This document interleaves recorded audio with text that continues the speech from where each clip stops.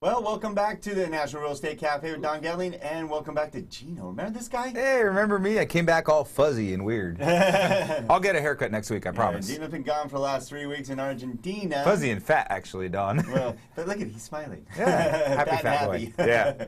All right, we're happy to be joining you every day right here in the National Real Estate Cafe. You can actually get these texts right to your phone easily by texting NREC to the number 58885. Share with your friends. This is great information for you, real estate agents, consumers, you name it. We got it right here. And why don't we have some fun today? This is a great topic today. This is a good one, and I really like it because it also shows investors where there may still be opportunity here in this nation. All right, so first slide.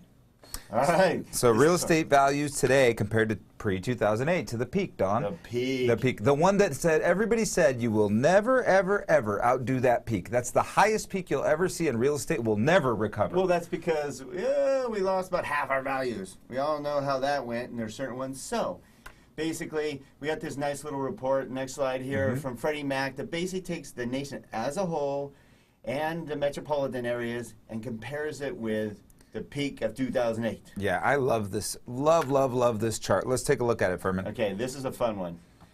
All right. Home prices as compared to the peak of 2008. What does your state look like? Yeah, well, we know that here things are going pretty well here, Don. We're recovering. Almost back. Yeah, almost back. We're only down 6% from the peak. Granted, there's, again, the metro areas are going to be doing pretty well. Even where we are, we're just a hair off a peak, so I would say this is pretty accurate for where we are, where we live. Yeah, I mean, the only thing that's keeping off the peak in like higher price areas like California and New York and stuff like that, we don't have the creative financing we had. Right. A lot of people that overspend. Yeah, so, you know, until people start paying more taxes, they're going to have a hard time buying homes still. But some of that product's coming to the market. The private market is loosening up, and we're starting to see jumbo loans here in these expensive areas. All right, so what areas are hot and which ones are not? There's certain ones that have not come back. I mean, there are certain states, there's 4 states that got hit the hardest, which was California, Florida, of course, Nevada, and Arizona. Yep.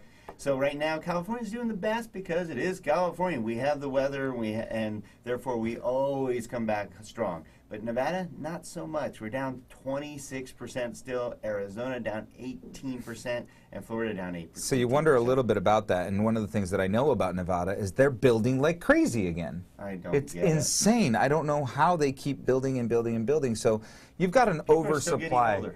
Yeah, that's true. So people do go to Nevada to retire, but you've got an oversupply of property in Nevada. That's why you're seeing that number, for sure, 100%.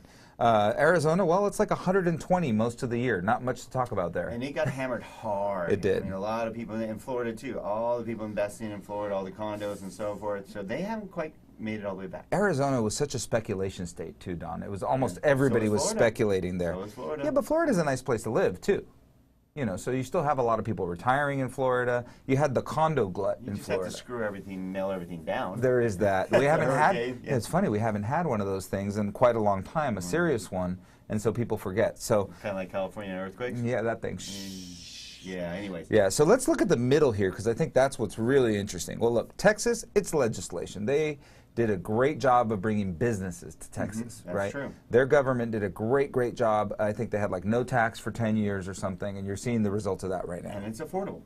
It is affordable. Right. So, and then Colorado, smoking hot. Smoking literally, Don. Yeah. What you're saying? Yeah, if you legalize pot, property values go up. Yeah, it's good for business, obviously. Yeah. So up 37% from the peak. Yeah, so if we're going to look at that as a trend, Oregon's still trailing, and it's a good place to invest right now. There you go. Yeah, but it's up 8% as well. The only one that beats them all is North Dakota is up 47%, but that's mostly because of the oil. I was going to say, what's the deal with that? It's jobs. Oh, well, okay. A lot of jobs because the the oil sense. the fracking, that's it. Fracking. So that's why a lot of, I mean, well, it's going up from what? Yeah, from zero. That means it went from 100 grand to 150. Yeah, totally. So, okay. So, hopefully this gives you a little bit better idea of where we're at from 2008. Because I know a lot of people are like, oh, we'll never get back like he said, or are we past it? Certain states have surpassed it. Some of them are creeping up on it. Some of them haven't. So where does your state lie? Yeah, one last thing is this recovery, these numbers you're seeing here, was done with real qualified borrowers. Very qualified borrowers. Trust me, we do a very good job of due diligence these days. So that's why we do not see a bubble coming right around the corner. And plus, we're one of the best economies out there. So you heard it right here on the National Real Estate Cafe with Don Gatling and Gino Franti. Check us out daily to see what's brewing.